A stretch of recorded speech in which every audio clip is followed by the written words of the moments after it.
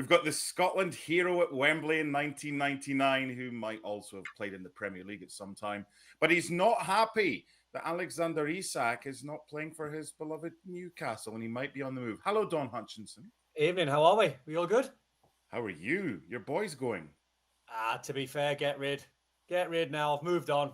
That's what we do as fans. We've moved on. I just think it was time to get rid, Mark. I think the players that have come in are very good replacements. I think for the sake of Eddie Howe in the dressing room and more so, I think for Newcastle United as a football club, it's best they move on. They've done that. They've got top money. They had to get a little bit more than 110, so they stood firm. Bravo from Newcastle United in a way from getting more money out of Liverpool and then get this saga over and done with, hopefully. Also joining us from the Football Reporters on YouTube, on podcast, wherever you want. We have Mark Ogden, we have James Ollie, and we have Rob Dawson. Who's the spokesperson for you three wonderful men?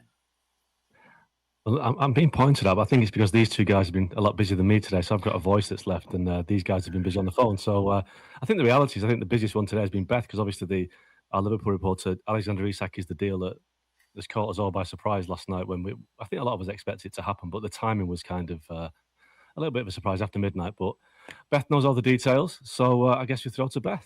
She does. Let's introduce her. Hello, Beth. How many days off have you had this month? I can't say I've had to. It's been one of the busiest summers that I can remember for a while. Liverpool typically aren't very active in the transfer window, and then my first summer with ESPN, and they seem to go out and sign everybody. So it's been a busy few weeks. It's been a busy day.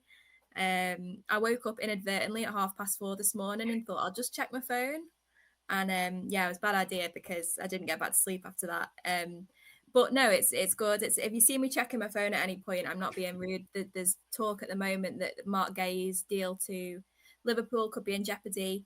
We know there's been a few issues with Crystal Palace trying to source a replacement. So that's still one that I think is going to go down right to the wire. But Alexander Isak, we expect that one to all go through and be announced in the next couple of hours. But yeah, it's been as dramatic a deadline day as I can remember.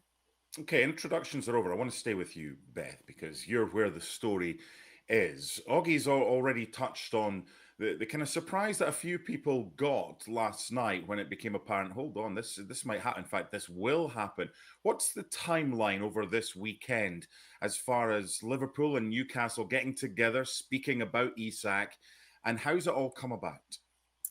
Well, this has been a saga, as you know, that has played out for many, many weeks now. The first contact between Newcastle and Liverpool was at the very start of this month. Liverpool went to Newcastle with a £110 million bid, which was emphatically rejected. And Liverpool's stance after that then was, publicly at least, was that they weren't going to return to the table with a second bid. They felt there was no point because they knew Newcastle would just reject it out of hand. They were adamant that they weren't going to let him leave, regardless of what money Liverpool were prepared to put on the table. But I think everyone sort of knew that there would come a point, and I think even Newcastle knew there would come a point when Liverpool did return with a bid.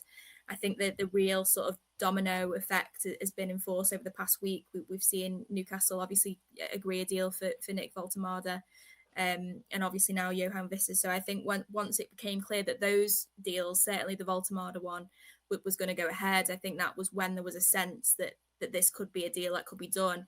I think in terms of personal terms between Liverpool and Alexander Isak, I'm sure that's probably been agreed and has been discussed for a while.